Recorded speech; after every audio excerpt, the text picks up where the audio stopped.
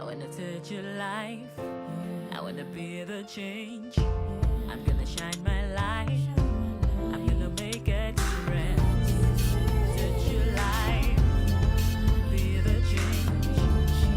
Shine my light and make a difference.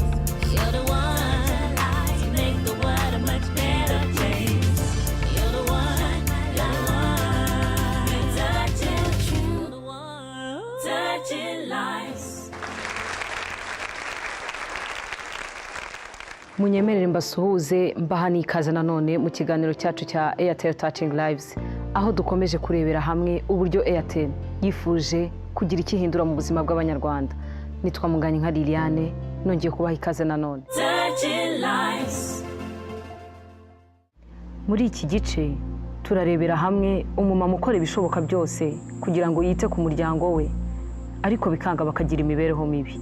Nanone turarebera hamwe umubyeyi wagurishije ibyo afite byose kugira ngo akunde yite ku mwuzukuru we ubana n'ubumuga. Teresa yakoze ibishoboka byose ageza naho yemera gukora imirimo ivunanye kugira ngo areberere umuryango we. Reka dukurikirane inkuru ye.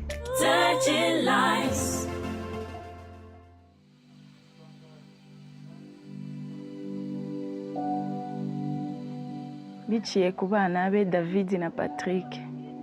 Buri gihe nagendaga nkahura na Patrick ahetse David. Nyuma yaho ndavuga ngiye kuzajya mfasha aba bana kubera nabonaga biriwe inzara, ndavuga aba bana bakeneye ubufasha. Ndabafata nkajya njya kubaha ibiryo. Nyuma yaho ngaho ndavuga aba bana mbaye ibiryo, ariko mama wabo ntago muzi.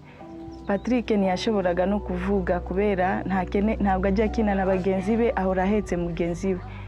Nyuma yaho nibwo namubajije mama wawe abahehe. Patrick aza kumbwira mama wanje ajya yikorera imizigo agiye muri Kongo. Ndamutegeka kuzazana mama we kubera nari nagize ubwoba, mvuga ko hari igihe nshobora kumuha ibiryo akaba yarwara nyina atabizi bikazana ikibazo. Nyuma nibwo Patrick yaje guhamagara nyina, araza ndamubaza mubayeho mute. Aransobanura, namubwira kubera iki Patrick yabahetse umwana wamusize. Aravuga ntago mbafite moyo yo kugura laisser passer, niyo mpamvu musigira Patrick nawe ntashoboye kujya ku ishuri, afite abandi bana batoya mu rugo. Ubwo Patrick niwe ukuzemo buhoro, niwe usigarana David. Namubwira se kubera iki utashobora kuvuga ngo ushake ubundi mubyeyi wagufasha bano bana. Aravuga uwo mubyeyi nawe bisaba kumuha ikintu, ariko imizigo nikorera ntabwo ibasha kumpereza akantu ku buryo nahereza abana ibiryo nkaba nahereza n'uwo muntu. Niyo mpamvu sigira Patrick.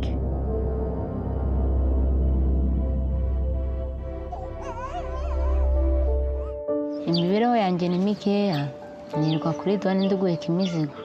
Umpaye 200 ngayabika, uwampa 300 ngongeraho ngaza kubona ibijumba by'abana byo kurarira. Ubuzima bwa Teresa buragoye cyane. Teresa ni ukora, mugabo we nta kazi agira, ni umurwayi ahora arwaye. Naje kubamenya aransobanurira buri kintu cyose, nanjye nyine ndabibona. Buri gihe yatashe agaca ku boutique akambwira uyu munsi nta kintu nabonye. Iyo nabonye akantu n'abana barya rimwe na rimwe twebwe tukaburara. Basi nibyo ngibyo birakomeye cyane ubuzima bwa Teresa.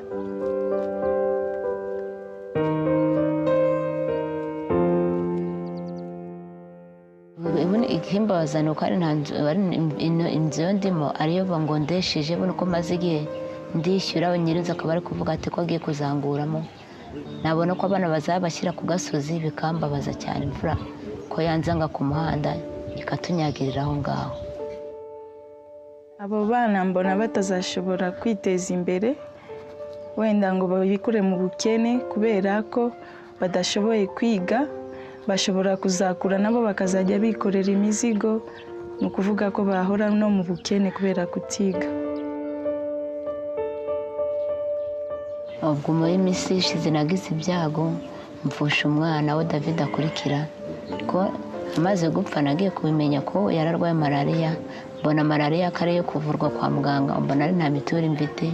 Ndavuga ati ese kandi nta mituweli mfite n'aba bana barangaha nabigirane, ngo ngajya njya muri ko ngamugura imiti muri farumasi ngaza ngamuhereza. Nyuma y'aho ngaho nagiye kubona mbona umwana arancitse, byakira ngo uko agiye kwanjitse. Ndavuga ati ni ubushake bw'Imana, Imana mushatse kumujyana. Ndavuga ati basi, ubwo mbona abavandimwe nabo bamfashe banzayidira n'utubaho, baraza bagira isanduku, baragenda bajya gutuma twamushyinguye epfo mu Karundo. bamaze kumpamagara ko bapfushije umwana, nahise numva bimbabaje cyane, birambabaza pe. Mbona koko bakeneye kubafasha cyane birenze. Nahageze nsanga nta n'ibiryo te n'abafite kandi bafite n'ikiriyo, birababaje cyane. Aba bantu uyu muryango mubona maranye nabo igihe kirekire, imyaka 10. Ubuzima babayemo ari ubuzima bubi cyane bukomeye, cyoze nkagerageza uko nshoboye nkabafasha uko ndeshya, ariko ubuzima bwabo burakabije kuba nabi cyane, kubera ko kuva nababonaho, kuva nabana nabo mu myaka 10 nta kintu na kike bajya bigezaho, nta na gatoya. Ahubwo urebye imibereho yabo sinzi ni nyagasani mbega. Ubuzima bwacu burakomeye kuko madamu ari we ufasha arahira n'abana, abashaka ko mwamfasha. Ubwo ndabonye ubufasha najya njya kuri duwane ngajya guheka imizigo, ngareba umukongomani uje akambereza umuzigo akamba nk'ayo 200, ngasubirayo ngabona uko kumba 300, ngaza ngareba ko nagurira abana ibijumba, abana ngareba ko baramukaho. Ndakubwira ko agahinda ngira yo ndeba imibereho yabo mu mutima wanjye, agahinda ngira kararenze, kuko ndareba ngasanga nta bundi buryo nge nabyifatamo wenda ngo ndebe ukuntu nagira ikintu abamariya gihambaye, nako nange nta kuntu bise yaba ndi nk'umuntu nange mfite ukuntu nifashisha cyane bikomeye. Nge mbona bataburara ndi kubareba, ariko none ko biri bagomba kuburara, ndetse n'umunsi umwe bakanabwirirwa, kubera ko nanone nanjye mu mifatirisha mu kugira ngo mbafashe nta ngufu mfite, ariko mbafasha mu buryo nshoboye. Nayo mbonye ibino bibazo bimpayeho nkabitekerezaho cyane, numva ari nta rutege mfite, numva ari nta mbaraga mfite, numva ndi gusubira inyuma, ngatekereza nuko abana bagomba kubaho, ngavuga ati byose ngicara ngaturiza mu mutima gusa, ariko mba ndi gutekereza n'imibereho y'abana yose.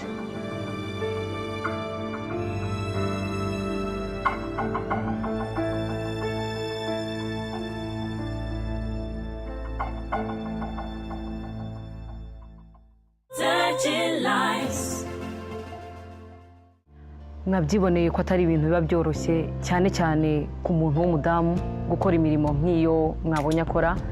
Ntimujye kure, nyuma y'akaruhuko gato turagarukana muri studio yacu ya Airtel Touching Lives, turi kumwe na Teresa ndetse na Sandra. Mbibutsa ngo ku bindi bisobanuro mwadusura ku rubuga rwacu.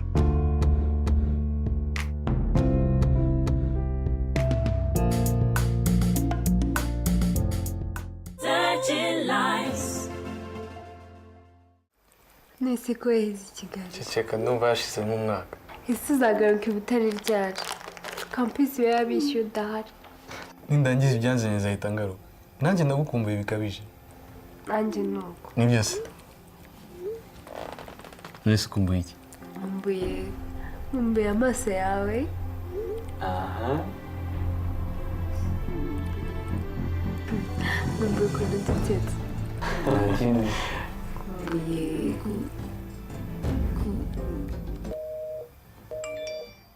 No. Kandi marangubwira shaka Airtel Unlimited washe WhatsApping igihe cyose. Banda y'umunsi yera ku mafaranga 30 gusa. Airtel, umuyoboro wa telefone zigezweho. twishimiye kugaruka nanone muri studio yacu ya Airtel Touching Lives twakira Tereza ndetse na Sandra. Tereza muraho? Yego. Amakuru yanyu? Ni meza. Sandra namwe muraho? Teresa, Airtel yaragusuye mu rugo? Yasuye mu rugo. Baza kureba uko ubayeho? Ese nyuma yaho aho bahaviriye wumvise mu mutima wawe hari icyizere usigaranye yuko ubuzima bwawe bushobora kuba bwahinduka? Nanjye bamaze kuva mu rugo numvishe umutima wanjye uruhutse, ndavuga ati nyuma y'ibyo ngibyo kubera imana ko uzahinduka ngaruka ngaba nk'abandi. Nyuma yaho Airtel gusuriye yaricaye itekereza ku cyo igomba kugufasha kugira ngo nawe ubuzima bwawe bumere neza. Ikintu cya mbere Airtel yashatse kugufasha ni ukugira ngo ikubonere mituweli z'abana babashe kwivuza kimwe n'abandi. Urumva hari icyo bigushimishijeho? Naho baba bakoze neza mba nishimye. Naho mba nezerewe ko mba nishimye.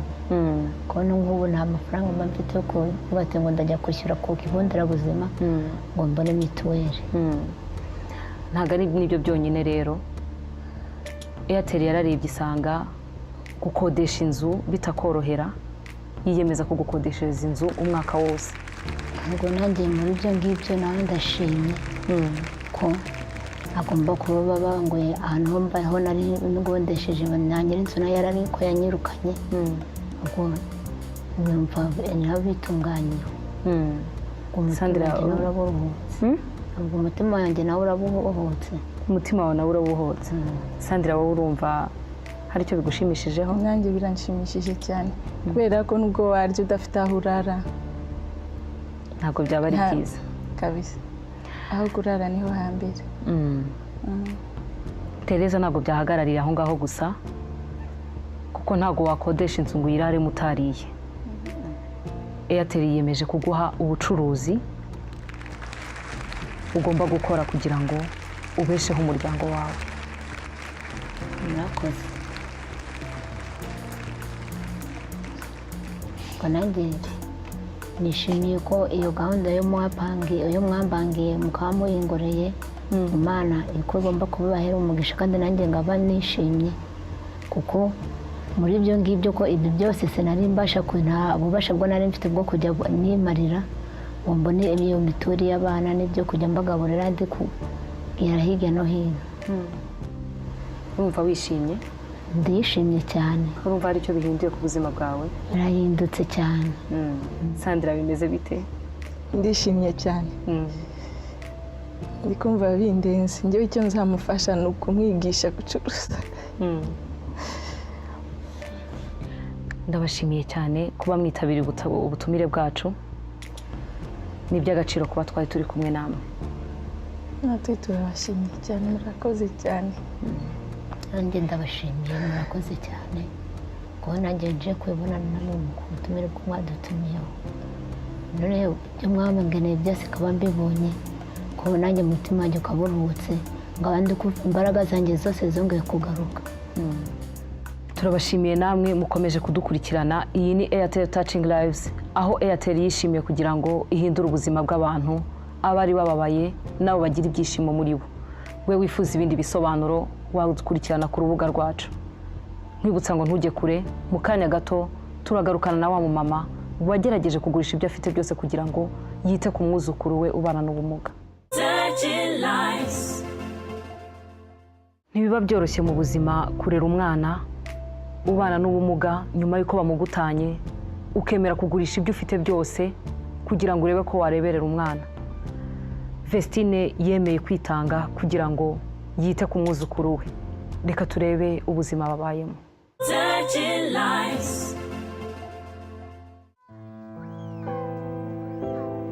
Umukobwa wanjye yaje kunsura agenda ku igare, yari atwite inda y'abana babiri y'amezi 7. Igare riramucundugutura, yageze imuhira rero riba ryamwangije atangira kuva. Ubwo twahise tumujyana kuri centre de santé. Tuhageze kubera ko inda yari nini y'abana babiri ariko ntibari babizi, bakagira ngo igihe cyo kubyara kirageze, bituma badutindana iminsi 3. Niho yakurije kwa niho bangirikiye cyane. ubwo rero twamukuye kuri centre de sante batujyana ku kigo ku bitaro bikuru. Tuhageze twagize amahirwe bahita bamwakira, nta wundi bari kubaga, ubundi nawe aba yarapfuye. Bamusangamo utwana tubiri, yari amezi 7, badushyira muri kuveze. Icyumweru gishize kamwe kitaba Imana. Hari uko Katsiyeri ariko yari yaramaze kwangirika, nyine ingingo zarangirikiye mu matako ya nyina, niho ubumuga yabukuye. Ababyeyi b'umwana kubera ko tutari dufite ubushobozi, baramunsigiye bajya gushaka aho bazajya babona karaka kugira ngo tubone ikidutunga. Maze imyaka 5 nkorera muri iki kigo. Nkihagera nasanze uyu mwana bita Iradukunda Thierry, tukunze kwita Pasteur, ari hano ahabwa ubuvuzi bw'ubugororangingo. Ubona ari kumwe na nyogokuru we Tuweta Vestine, umukecuru umwitaho, ariko kubera guhora mu bitaro igihe kinini, abana ibibazo bafite bisaba ko bamara igihe kinini bavuzwa. Ukabona ko umukecuru nyine akeneye ubufasha, afite ibibazo byo kuba nyine abari mu bitaro nta kindi akora. Umwana maze igihe kinini yivuza, hashize imyaka 5 namusanze na mbere yaho akivuza. Akeneye ubufasha bwo kuba buvuzi, agejeje igihe cyo kwiga, akeneye ubufasha bwo kurirwa amashuri. Kandi nanone aba bana bafite mwene bino bibazo baba bakeneye ubufasha bw'imirire, kuko bisaba ingufu kugira ngo amenye kugenda, amenye gutambuka. Kuvuza rero uyu mwana, kuko amavuriro abavura ntabwo akoresha mituweli, byaratugoye cyane. Umutungo wose witwaga uwa gakondo nta kintu na kimwe tukigira. Ubu ni ugutungwa nyine, ni ukucishura. Nta bintu byose twarabigurishije tuzenguruka muri ayo mavuriro tumuvuza. Nta kintu tukigira cyo mu muryango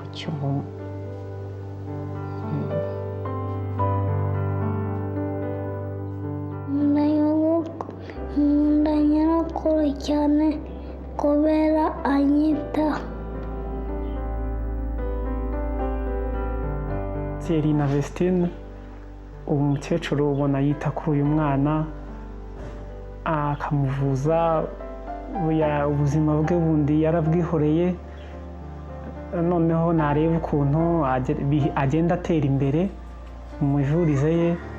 Mbona ari igikorwa cyiza cyane kiri kugenda gikorwa, ariko haracyakeneye ibindi byinshi byo gukorwa.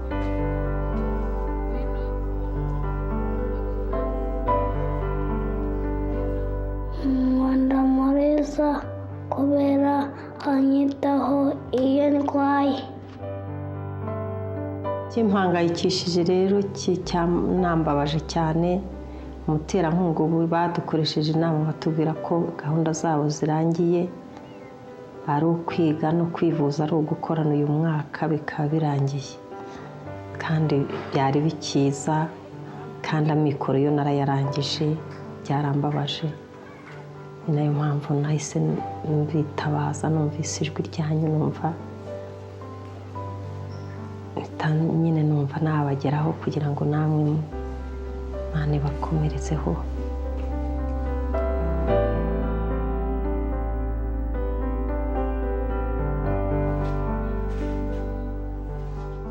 Thierry ni umwana hano twese dukunda, udushimisha, uzi ubwenge, ubona ufite gushyiramo ingufu mu buvuzi ahabwa kugira ngo amenye kugenda, amenye kwirwanaho.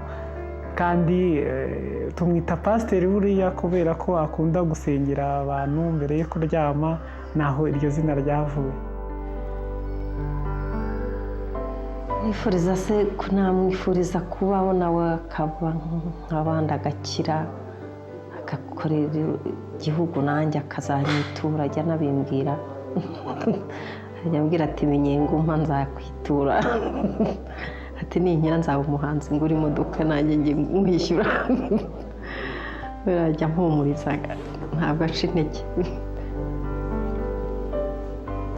rero ndamwifuriza ko Imana yamuha ubufasha nyine agakomeza akavurwa akaba muzima.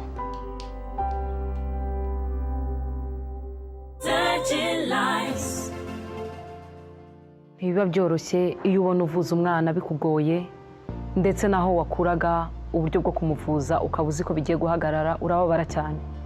ntimujye kure, nyuma y'akaruhuko gato turagaruka tureba Vestine n'umwana we w'umwuzukuru Thierry ndetse n'umuganga ugerageza kumuvura muri studio yacu ya Airtel Touching Lives.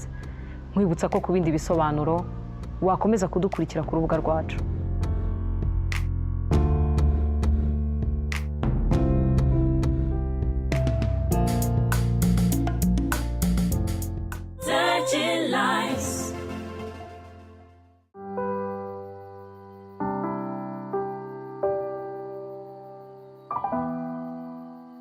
When I visit the village, electricity is a real problem. It breaks my heart. I wish I could do something.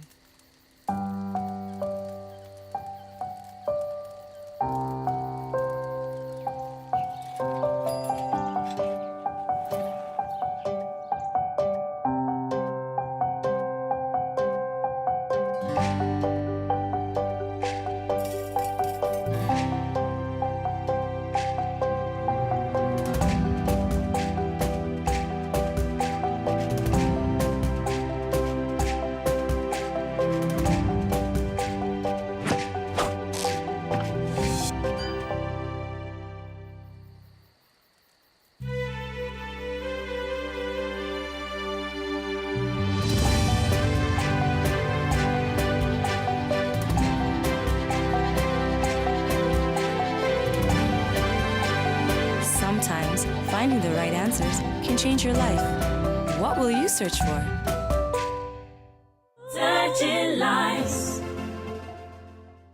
Nishimiye kugaruka muri studio ya Airtel Touching Lives nakira Vestine na Thierry ndetse n'umuganga we. Vestine muraho?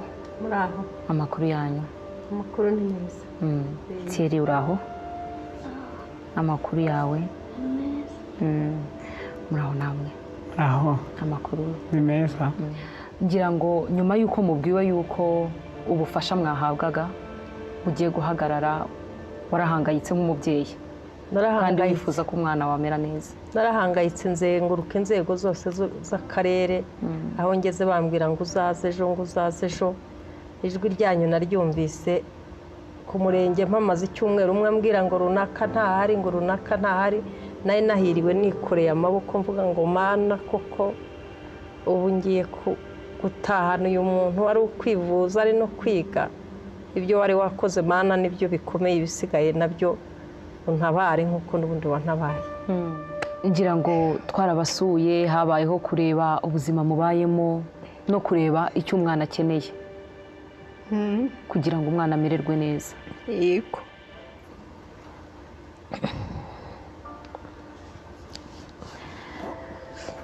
Airtel ikintu cya mbere yiyemeje ni uko igomba kurebera Thierry igare ryo kugenderamo. Urumva ubyishimiye? Yesu abaho umugisha rwose mwinshi. Si n'ibyo byonyine, Airtel igomba kwishyurira Thierry kugira ngo akomeze avuzwe. Mana yo mu ijuru ibaho umugisha. Ikirenze kuri ibyo ni uko Thierry ugomba no gukomeza kumurebera mu buzima busanzwe. Airtel yiyemeje kuguha ubucuruzi kugira ngo ubeho neza na Thierry ukomeze kumubeshaho neza. Surwe. Mana yacu turatabara ndabyumvise akubeshya. Wambwiye ko utazahoza isoni none urabikoze ndagushimiye. Muri mu ijuru ndagushimiye.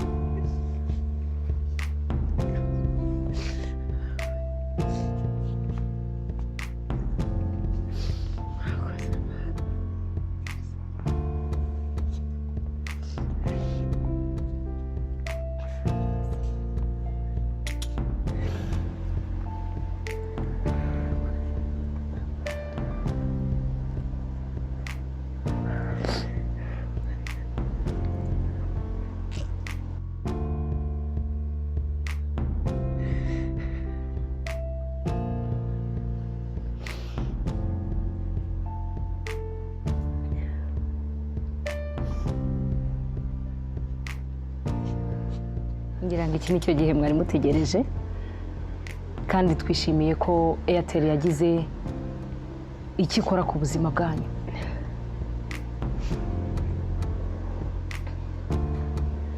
mwarakoze rwose, Imana ibaha umugisha mwinshi cyane.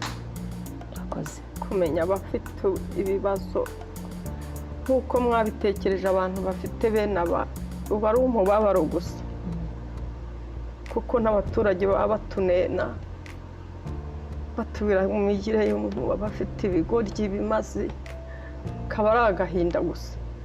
Kuba rero umuntu yumva ko akwiye kukuba hafi,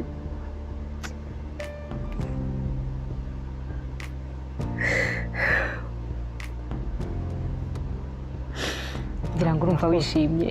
Murakoze cyane gutanga ubufasha kuri Thierry na mama wiwe, nk'uko koko babibabwiye, abantu bafite abana nk'aba mu muryango usanga nyine ni ibibazo baba bafite, kuko ni ukumuvuza ubumuga ni ikintu umuntu aba afite, biba bigoye cyane mu buzima. Harimo batabasha gukurikirana umwana bakamugumana mu cyaro akajya, ariko nk'uyu mukecuru wari waragerageje akaba yarageze ahantu ubufasha burangiye, kuba mwongeye kumufasha ni ikintu gikomeye. Imana ibaha umugisha. Turabashimiye cyane kuba mwitabiriye ubutumire bwacu kandi twizera ko n'ejo hazaza Nyagasani azabafasha nabwo hagakomeza hakaba heza.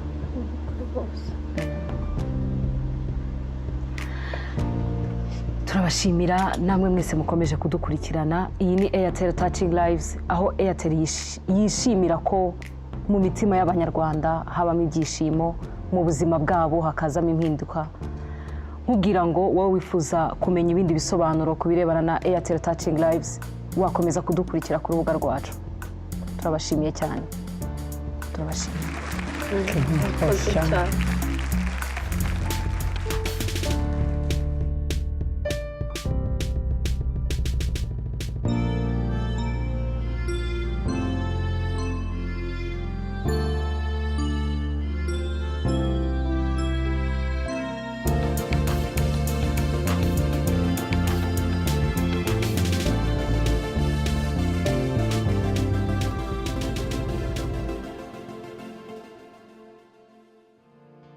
Touch your life, I wanna be the change.